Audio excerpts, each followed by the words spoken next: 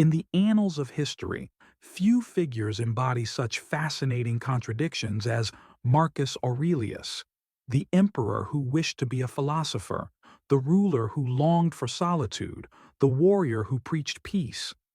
Born in 121 CE into a world where Rome's power stretched across three continents, Marcus would reluctantly ascend to become its most powerful man, all while his heart remained in the quiet gardens of philosophical contemplation. Imagine, if you will, the most powerful empire the Western world had ever known, Rome in the 2nd century CE, a sprawling colossus of marble and might, where a quarter of humanity lived under the rule of one man.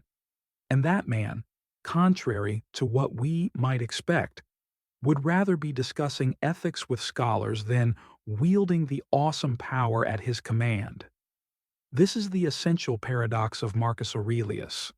Power reveals, as the saying goes. And in Marcus Aurelius, power revealed something extraordinary. A soul striving for virtue while commanding legions, a mind contemplating cosmic insignificance while signing edicts that shaped millions of lives.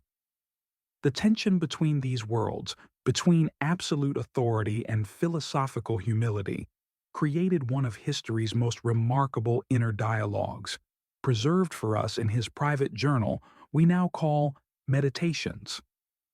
At dawn, when you have trouble getting out of bed, tell yourself, "I have to go to work as a human being," he wrote to himself. These were not words meant for posterity or public consumption. They were his private counsel, a Roman emperor's reminders to himself about how to be good, how to be just, how to maintain equilibrium amid the chaos of imperial responsibility. Born during the reign of Hadrian, young Marcus showed such promise that he caught the emperor's attention early. Educated by the finest tutors in rhetoric, Latin, Greek, and philosophy, he was drawn particularly to Stoicism, that practical philosophy that taught emotional resilience and ethical clarity. By his teens, he was already sleeping on the floor and wearing simple clothes, much to his mother's dismay, embracing Stoic practices of self-denial. Yet fate had other plans than to let him live as a simple philosopher. Through a series of adoptions and unexpected deaths, Marcus found himself named successor to Emperor Antoninus Pius. When he ascended to the throne in 161 CE, he was 40 years old and thoroughly steeped in Stoic principles. Perhaps the best philosophical preparation one could have for the crushing responsibilities of imperial rule. Picture him sitting in judgment in the great imperial palace, deciding cases that would determine life or death for the accused. Or imagine him at the military camps along the Danube frontier, his body aging and often ill, directing campaigns against Germanic tribes while longing for the peace of his study. How ridiculous and strange to be surprised at anything that happens in life, he wrote, even as he faced challenges that would break lesser men. His reign would be marked by almost constant crisis. Wars on multiple frontiers, a devastating plague that may have killed a third of the population in some provinces, political conspiracies, and the looming problem of succession. Through it all, Marcus attempted to govern with the principles he held dear: justice, reason, and duty. What makes Marcus Aurelius so compelling to us today, nearly 2 millennia after his death, is not just that he was a good emperor by Roman standards. It's that we can read his private thoughts, witnessing the inner struggle of a man trying to live virtuously while wielding enormous power. We see his doubts, his self-criticisms, his attempts to make sense of human suffering and mortality. Look back over the past, with its changing empires that rose and fell, he wrote, and you can foresee the future too. There is something profoundly moving about a Roman emperor acknowledging the temporary nature of his own power, the inevitable decline of even the greatest civilizations. In this series, we will explore this remarkable double life, the outer story of Marcus the Emperor and the inner journey of Marcus the Philosopher. We'll examine how his Stoic principles influenced his governance, how the pressures of rule tested his philosophy, and what lessons we might draw from this unique experiment. What happens when a philosopher becomes king? As we begin this journey through the life and mind of Marcus Aurelius, we might ask ourselves, in a world that often separates power from wisdom, what can we learn from a man who tried to unite them? And in our own lives, how might we balance our external responsibilities with our inner ethical compass? Having introduced the paradox of Marcus Aurelius, the reluctant emperor with a philosopher's soul, let us now explore the intellectual foundation that gave him strength. For to understand Marcus the ruler, we must first understand Marcus the student of Stoicism. Long before the purple robes of imperial office draped his shoulders, young Marcus found himself drawn to a philosophy that would become his anchor in the turbulent seas of power.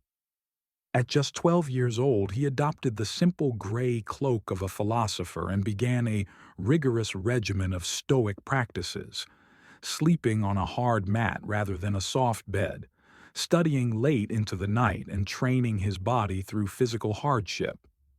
I learned endurance of labor, and to want little, and to work with my own hands, he would later write of this period, and not to meddle with other people's affairs, and not to be ready to listen to slander. But what exactly was this philosophy that so captivated the future emperor? Stoicism had begun centuries earlier in Athens, founded by Zeno of Citium around 300 BCE. By Marcus's time, it had evolved into a practical system for navigating life's complexities with grace and ethical clarity. At its core lay three fundamental disciplines: the discipline of perception, the discipline of action, and the discipline of will. The discipline of perception taught Marcus to see things objectively, stripping away emotional reactions and false judgments. Everything we hear is an opinion, not a fact. Everything we see is a perspective, not the truth, he wrote.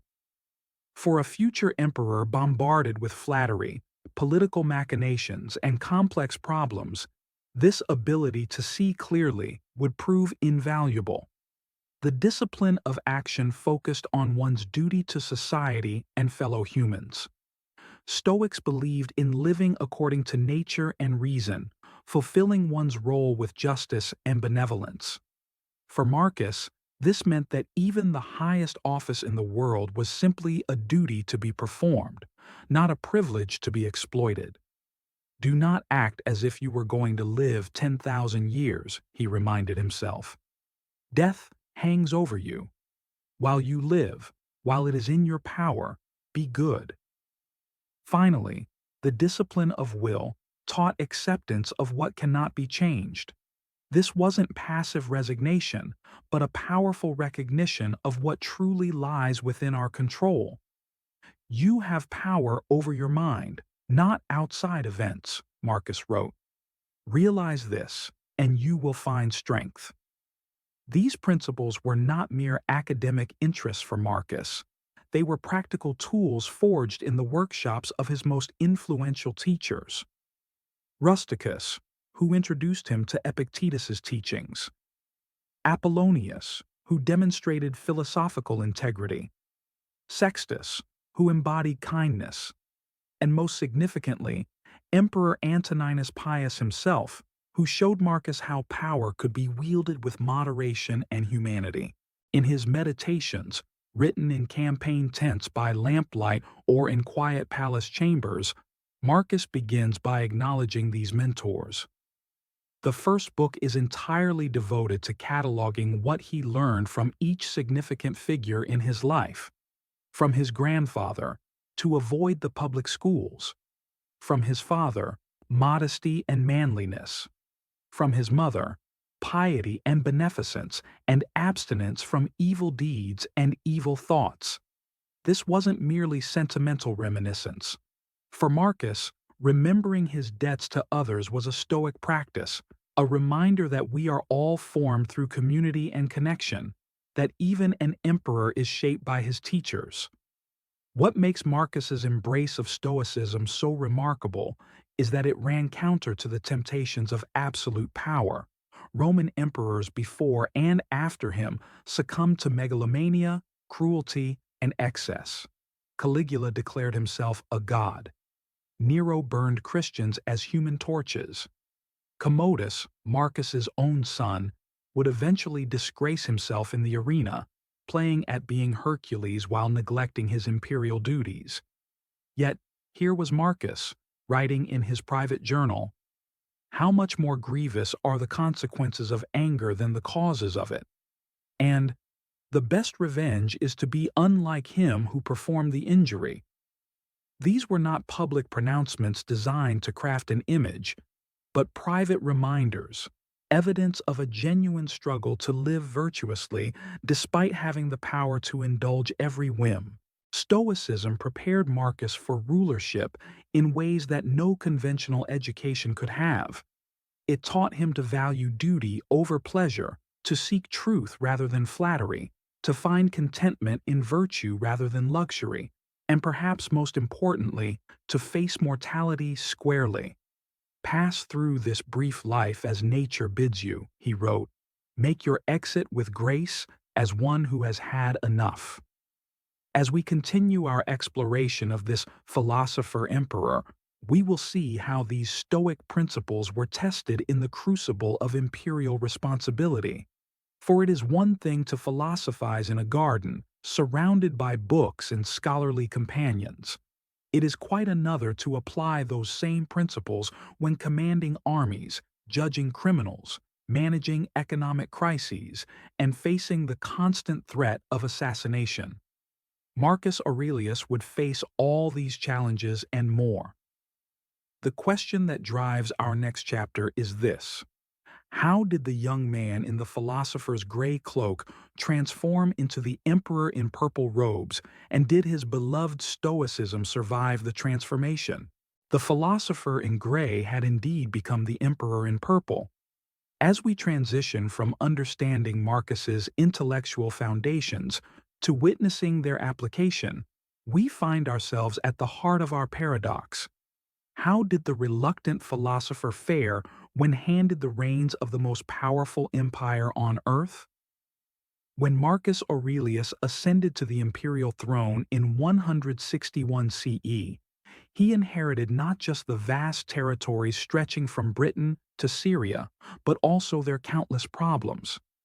The Stoic principles that had seemed so clear in the quiet hours of study would now be tested in the harsh light of imperial responsibility. Almost immediately, crisis struck. The Tiber River flooded, destroying food stores and creating famine. Then came plague, brought back by troops returning from campaigns in the east.